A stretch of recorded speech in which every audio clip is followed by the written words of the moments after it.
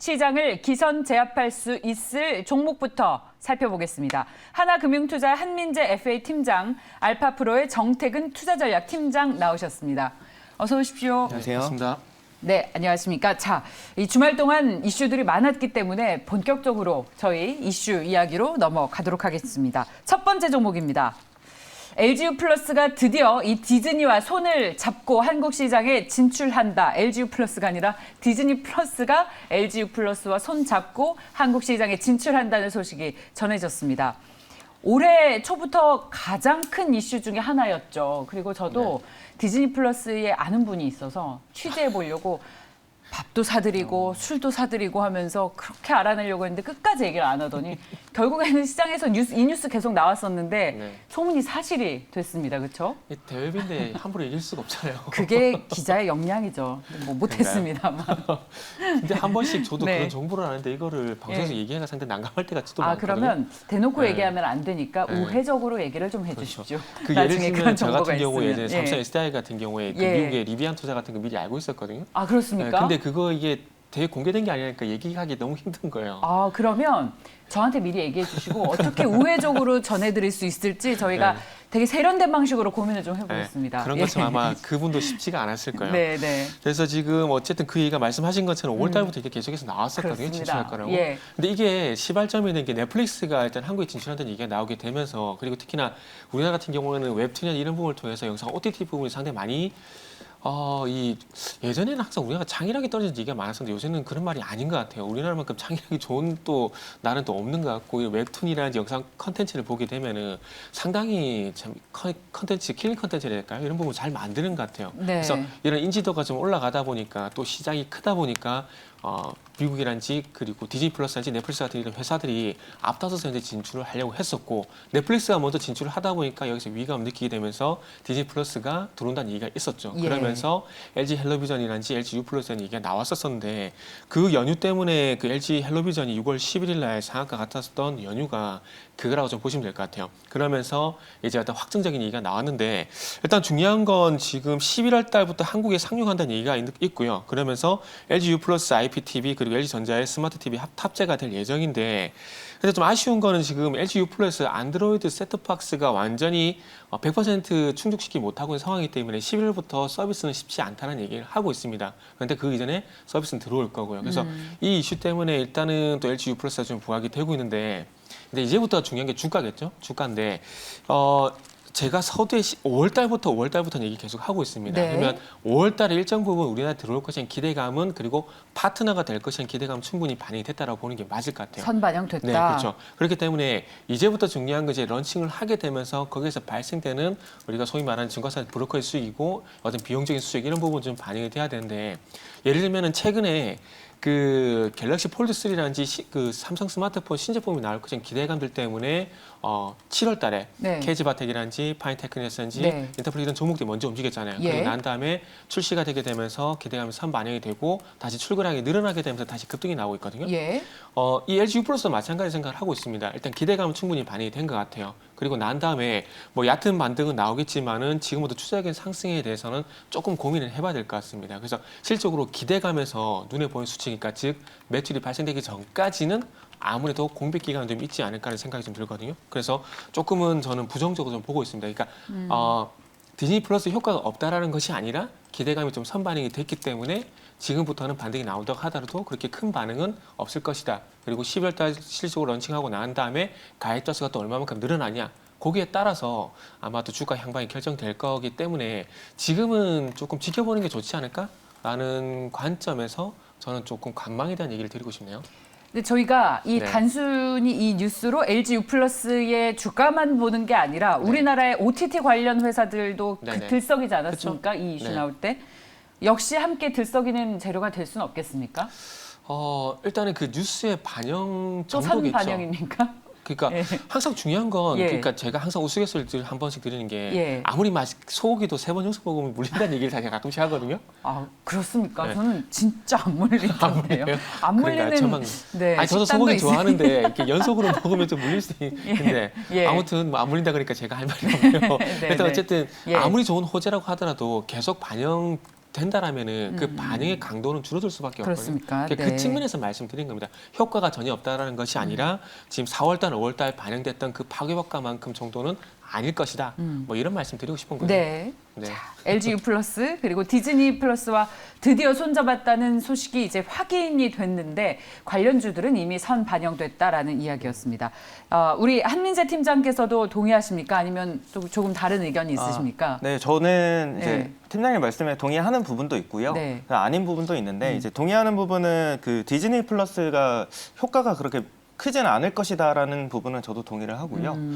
근데 이제 제가 동의를 하지 않는 부분들은 어느 정도 이제 주가가 그래도 고점에서 좀 빠진 이후로 이제 다시 좀 상승할 수 있는 기반을 지금 마련을 했다고 생각을 하고 있습니다. 그리고 지금 일단은 오늘 이슈 같은 부분은 어쨌든 그 OTT 업체인 이 디즈니 플러스를 기반으로 해서 좀 말씀을 드렸는데 뭐 실적이라든지 뭐 전반적인 움직임 이런 거를 좀 고려를 했을 때는 저는 매수 의견을 좀 말씀을 드려보고 싶은데 어쨌든 지금 이제 뭐 갤폴드도 그러고 이제 아이폰도 새로 이제 출시가 되는 그런 마당에 5G 관련 이용자가 좀 많이 늘어날 수밖에 없습니다. 네. 제가 그것도 여쭤보고 싶었습니다. 네, 맞습니다. 그 작년 대비로 해가지고 지금 5G 가입자가 108%가 증가를 했고요. 지금 현재 LG U 플러스의 5G 가입자가 370만 명이 넘습니다. 근데 LG U 플러스에서는 연내 450만 명까지도 가능하다라고 지금 밝혀놓은 상태여서 전반적으로 지금 아이폰이라든지 뭐 갤폴드라든지 이런 부분들 지금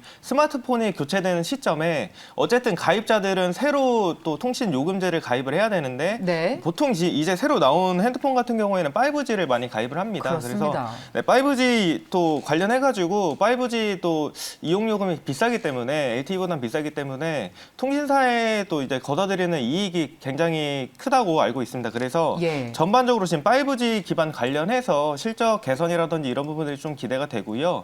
그럼 주가도 지금 어느 정도 다지고 있는 그런 상황이기 때문에 예. 지금 어느 정도 한 번씩 비중 조절해서 매수를 해보셔도 괜찮다라고 저는 생각을 해보고 있고요. 예. 뭐 최근에 뭐 외국인도 조금씩 들어오는 그런 모습이고 저는 이 목표가를 한 16,000원 정도 잡아드리고요. 그리고 손절가는 13,500원 정도 잡아서 대응해 두시면은 지금 또 연말이니까 배당도 그렇고 뭐 전반적으로 통신주 괜찮다고 생각하고 있습니다. 통신주에 대한 투자 의견 가운데에서 LG U 플러스 가격 전략을 말씀해 주신 거죠? 네, 맞습니다.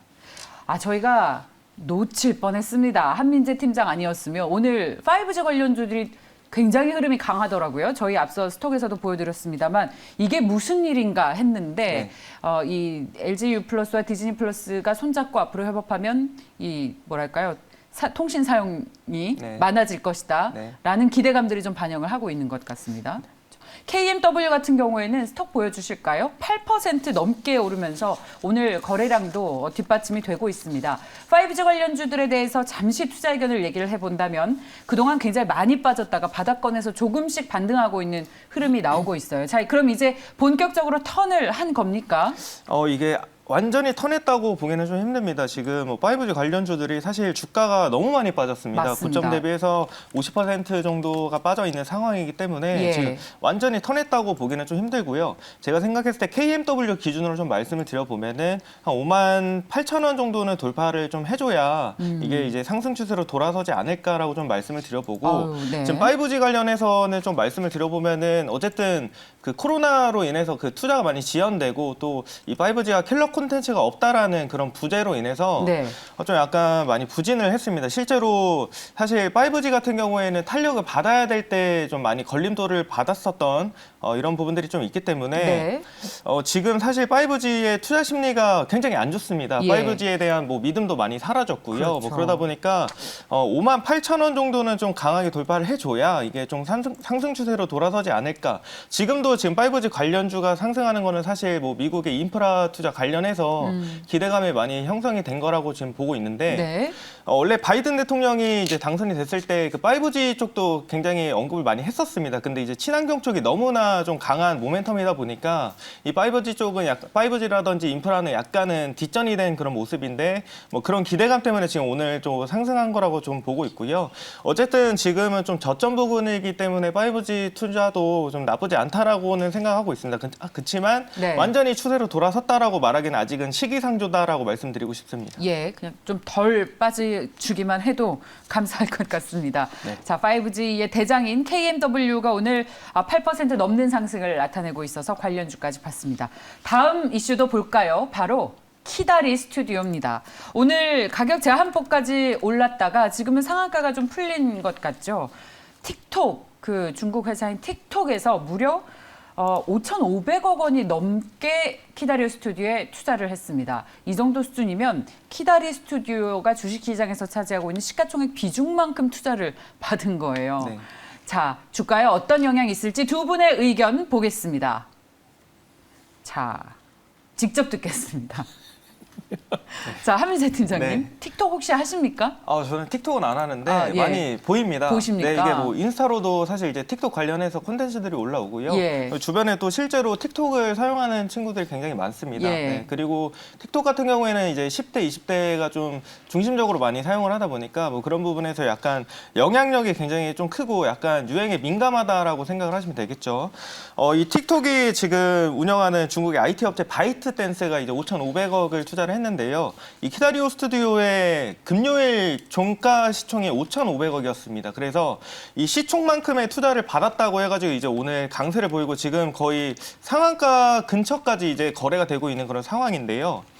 전반적으로 지금 뭐 키다리오 스튜디오 같은 경우에는 좀 어느 정도의 모멘텀이라든지 기대가 많이 받아갈 수 있다고 생각을 하고 있습니다. 네. 뭐 지금 넷플릭스 아까도 OTT 업체에 나왔지만 지금 넷플릭스에서 DP라는 드라마가 또 상영을 하고 있는데요. 이 넷플릭스 오리지널 시리즈인데 이게 원작이 또 웹툰이죠. 이 레진 코믹스에서 웹툰을 2015년에 냈던 건데 이 지금 DP라는 드라마가 많이 흥행을 하면서 또 키다리 스튜디오가 최근에 약간 좀 관심을 받았었던 그런 적도 그렇습니다. 있었고요. 예. 지금 근데 이제 이 레진 코믹스라는 회사를 작년에 키다리 스튜디오가 또 인수를 했습니다. 네. 그래서 전반적으로 지금 DP 관련해서 또 기대감을 많이 받아갈 수가 있을 것 같고요. 예. 지금 어쨌든 원작이 웹툰인 이런 작품들이 계속해서 좀 흥행이 나온다고 하면은 전반적으로 이제 웹툰 관련주들도 좀 좋은 모습을 많이 보여줄 수가 있고 또 오늘 일장에서 웹툰 관련주들의 흐름이 또 나쁘지는 않습니다. 물론 네. 키다리 스튜디오가 너무 혼자서 치고 올라가는 그런 경향이 있지만 뭐 전반적으로 웹툰 관련주의 흐름도 최근에 좀 안 좋았지만 지금 오늘은 나쁘지는 않고요. 전반적으로 그 말씀드렸을 때 이제 그 바이트댄스에서 투자를 유치를 받았었던 그런 예. 부분들이 이 키다리 스튜디오가 이제 앞으로 기업을 뼈서 나가는 그런 과정에서 굉장히 큰 원동력이 될 것 같습니다. 물론 이게 경영권을 좀 침해할 수도 있는 그런 부분들이 있기는 하지만 아직까지는 그런 경영권 침해에 대한 부분은 하지 않겠다라고 밝혀진 것 같고요. 뭐 언제 이런 부분들이 바뀔지는 모르겠지만 이 바이트댄스에서 5,500억을 투자를 받게 된 사유도 지금 키다리 스튜디오의 기업 가치가 1조가 넘는다고 평가를 했습니다. 예. 이게 이제 이익이 증가할 거라고 예상을 하고 있는 건데 예. 작년에 영업이익이 46억이었습니다. 근데 키다리 스튜디오의 올해 상반기 영업이익이 41억을 기록을 했습니다. 그러니까 이제 5억 정도가 빠져 있는 상태고 뭐 하반기를 좀 고려를 해보면은 네. 전반적으로 작년보다는 한 2배 정도는 늘어날 수 있지 않을까. 그리고 DP 효과도 좀 있다 보니까 그런 예. 부분이 좀 부각이 많이 됐다고 생각을 하고 있습니다. 예, 2배 늘어난다는 게 어떤 거요? 이익이요? 영업이익이 이제 이익이. 작년 대비 2배 정도 늘어날 수도 있다라고 예. 좀 예상을 해보고 있고요. 예, 뭐 알겠습니다. 그래서 네. 전반적으로 지금 더 올라갈 수 있다라고 말씀드리고 싶습니다. 네. 이 중국 업체가 그 키다리 스튜디오에 투자를 해서 국내 웹툰 시장 선두주자가 누굽니까? 네이버와 카카오 아니겠습니까? 이 1등을 위협할 수도 있는 성장성을 갖출 것이다라는 예측까지 나오고 있습니다. 그렇다면 앞서 말씀해 주신 것처럼 주가도 아예 새로운 영역으로 새로운 그림을 다시 쓸 수 있는 기회가 될 수도 있을 것 같은데 그래도 좀 신중하게 보고 싶습니다. 정태근 팀장님의 의견은 어떻습니까? 그래서 어찌 보면 제가 LG U+는 좀 부정적으로 말씀드렸는데 그렇기 때문에 지금 하고 있는 키다리 스튜디오든지 네. 컨텐츠를 이제 생산하는 업체들이 좀 관심을 가져야 될 것 같아요. 네. 좀 전에 네이버도 말씀해 주셨는데 카카오 같은 경우도 아시겠지만 중국 지분이 투자가 돼 있습니다. 그래서 이 컨텐츠 생산 능력이라든지 유통이라든지 이런 부분들에 상당히 강점이 있기 때문에 해외 기업들이 계속 관심을 가질 것이고 그로 인해서 틱톡에 투자를 받은 상황이고요. 그래서 저는 개인적으로 뭐 키다리 스튜디오 같은 경우에도 네. 지금 중국에 투자를 받았고 찾고 그리고 예. 키다리 스튜디오가 북미라든지 유럽 쪽에 또 점유율을 높여가고 있다는 부분들을 보게 되면은 상당히 좋습니다. 근데 이제 또 우리가 생각해야 될 점은 그만큼 컨텐츠가 강하다는 부분들을 보게 된다라면 또 다른 컨텐츠 생산업체 쪽으로 또 시선이 돌려질 가능성이 있다라는 거죠. 예를 들면은 전 개인적으로 킹덤도 상당히 좀 재밌게 최근에 아신전도 봤고요. 킹덤을 네. 되게 재밌게 봤는데 그 만들어서 또 에이스토리라는 회사가 있거든요.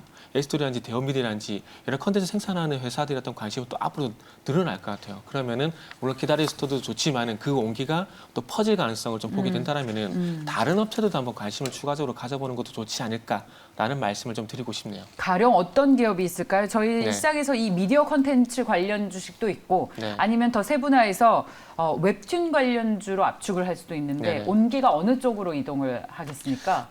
일단은 다 간다고 봐야 될 것 같아요. 아, 네, 왜냐하면은 그렇습니까? 지금 네. 한쪽만 이렇게 치우쳐서 그러니까 영상 컨텐츠 같은 경우는 제가 말씀드린 킹덤이라는 컨텐츠를 말씀드렸고 지금 또 키다리 스튜디오 같은 경우는 DP라든지 그리고 레진 코믹스를 중심이라는 그 다른 예전에도 그런 웹툰 영화가 된 지금 영화 제목이 지금 생각이 안 나는데 예. 그 영화된 게 상당히 많거든요. 네. 그래서 양쪽으로 다 퍼져나가고 있는 상황이기 때문에 대표적으로 해서 말씀을 드리는 게 에이스토리도 말씀을 드리고 대원미디어도 그래서 말씀을 좀 드린다 보시면 될 것 같아요. 네. 그래서 일단은 뭐 대표적으로 두 개만 말씀드렸을 때 이미 말씀드렸지만 대표적으로 에이스토리라든지 대원미디어 요 두 개는 그래도 최소한 관심을 가져야 되지 않을까? 그런 생각이 좀 듭니다 지금. A스토리, 대원미디어 대원미디어. 예, 네. 관련 주식으로 온기가 이동할 것이다라는 이야기까지 들어봤습니다. 자, 다음 종목 보겠습니다. KCC입니다. 52주째 신고가를 기록을 하면서 기업 가치가 재평가될 것이라는 기대감이 나오고 있습니다. 차기 먹거리는 실리콘인가? 자, 저희 오늘 증권사에서도 스판덱스를 넘어서는 것이 이제 차기로 실리콘이다라는 호평이 나오면서 오늘 주식시장에서도 강세를 보이고 있는데 앞으로 투자 매력이 계속 있을지 두 분의 의견 보겠습니다. 있습니다. 자, 한민재 팀장님 어떤 의견이십니까? 네, 지금 KCC 최근에 너무 강한 흐름 많이 보여주고 있는 네. 상황인데 이게 지금 어쨌든 유기 실리콘 가격이 또 굉장히 많이 올랐고 지금 사상 최고치를 기록을 하고 있습니다. 이 KCC 같은 경우에는 이 실리콘 관련 매출이 전체 매출의 55% 정도를 차지를 하는데 예전에는 뭐 도료나 건자재 중심으로 많이 포트폴리오를 구성을 했었습니다. 근데 이제 좀 실적이라든지 이런 부분들이 좀 미미한 상황이다 보니까 지금 실리콘 쪽으로 좀 개편을 많이 했고요. 전반적으로 고부가 제품 위주로 많이 개편을 했습니다. 그래서 지금 실리콘 가격이 사상 최고치를 기록을 하고 있는 상황이기 때문에 이 매출 비중이 높은 실리콘을 많이 가지고 있는 KCC에 지금 수급이 많이 몰리고 있다라고 생각을 하고 있고요. 네. 그리고 이제 KCC에서 원래 좀 약점이라고 하면 약점이고 또 발목이라고 하면 발목인데 이 모멘티브였습니다. 그 미국의 이제 3대 실리콘 업체인 모멘티브를 인수를 했는데 이게 이제 원래 적자 기업이었습니다. 적자 기업이었는데 최근에 또 실리콘이 좀 많이 가격이 올라가고 하면서 이런 부분들이 지금 수익으로 좀 전환이 되는 그런 모습이 2분기에 나왔습니다. 그래서 지금 실리콘 가격이 또 사상 최고고 지금 그 KCC 같은 경우에는 연간 실리콘 생산량이 53만 톤 정도가 되고요. 뭐 세계에서 한 2등 정도를 가지고 있다라고 생각을 하고 있습니다. 네. 그래서 전반적으로 지금 KCC는 실리콘 업황이 많이 개선된다고 하면은 가장 큰 수혜를 얻을 수 있는 회사라고 좀 보시면 될 것 같고 그 말씀드린 모멘티브를 인수를 할 때 3조 원을 썼는데 이 적자 기업을 인수를 하는데 3조를 쓴다 굉장히 큰 베팅이었는데 지금 그게 몇 년이 지난 지금 시점에 이제 수익으로 많이 걷어들이면서 수확이 되는 그런 시점인 것 같습니다. 그리고 뭐 이런 실리콘 가격이라든지 전반적인 원자재 가격이 사실은 네. 뭐 최근에 좀 많이 올랐지만 뭐 크게 빠지지는 않을 거라고 생각을 하고 있고요. 네. 앞으로도 사실 원자재에 대한 수요가 또 많이 늘어날 거라고 예상이 되기 때문에 뭐 그런 부분들이 아무래도 좀 많이 반영이 되지 않을까 이렇게 생각을 좀 많이 해보고 있습니다. 그래서 네. 지금 뭐 전반적으로 실리콘 업황도 굉장히 좋고 탄탄하고 수요도 좋다 이렇게 좀 말씀을 드려보면서 뭐 KCC는 앞으로 좀 더 이제 강한 흐름 보이면서 뭐 신고가 계속해서 좀 갈아치우는 그런 업황이 좀 나올 수 있을 거라고 좀 생각을 해보고 있고요. 뭐 최근에 좀 많이 강한 상승이 나오면서 지금 약간 사실은 신규 접근하기에는 약간은 부담스러운 자리가 예, 될 수도 있지만 알겠습니다. 네, 지금 업황에는 한 50만 원까지도 가능하다라고 좀 보시면 될 것 같습니다. KCC 같은 경우에는 이 실리콘 사업의 글로벌 경쟁 우위가 있다라면서 관련주로는 여러분 폴리실리콘의 대장인 OCI 그리고 HRS 실리콘 컴파운드를 하는 회사까지도 거론이 되고 있습니다. 참고하십시오. 마지막 종목 보겠습니다. 진원생명과학입니다. 역시 최근에 주가 흐름이 정말 탄력적입니다. 사실 변동성이 굉장히 큰 회사인데 네. 그 투자하는 데 있어서도 사실 그래서 마음이 편한 종목은 아닙니다. 짧게 좀 전략을 얘기해 주시고 정리를 네. 할까요? 이 종목도 결론부터 말씀을 드리면 네. 그러니까 저는 있잖아요. 그 내용에 대해서 부정을 하는 게 아니라 네. 이게 주가에 반영이 되느냐 안 되느냐 저는 그거에 포인트를 좀 맞춰보고 싶거든요. 근데 지금 진원생명과학 같은 경우는 결론부터 말씀드리면 일정 부분 좀 많이 반영이 됐습니다. 그리고 백신 개발 속도도 다른 업체들에 비해서 좀 늦다라고 좀 보게 된다라면은 조금 오늘 뭐 18%가량 급등이 나오고 있긴 하지만 중요한 건 이전에 보여줬던 그러니까 최근에 6월달, 7월달 보여줬던 이런 퍼포먼스가 또 나올 가능성은 떨어지지 않을까라는 말씀을 드려보고 싶습니다. 이거는 영화는 호재도 없고 영화는 악재 없다. 그런 말을 한번 참고해 보게 된다면 제가 무슨 말을 하는지 한번 이해가 되실 것 같아요. 그래서 이것도 저는 개인적으로 뭐 짧은 반등을 좀 대응하시는 게 좋지 않을까라는 말씀드릴 수 있고 그 근거는 SK 바이오산스와 비교하면 좀 무리가 있긴 하지만 그럼에도 불구하고 다른 업체들 비해서 이 백신 개발 속도가 조금 늦다라는 점 이런 부분들이 조금 단점이라 좀 볼 수 있을 것 같습니다. 네, 잘 알겠습니다. 자, 오늘 말씀 여기까지 듣겠습니다. 하나금융투자의 한민재 팀장, 알파프로의 정태근 투자전략팀장 함께했습니다. 말씀 고맙습니다. 네, 감사합니다.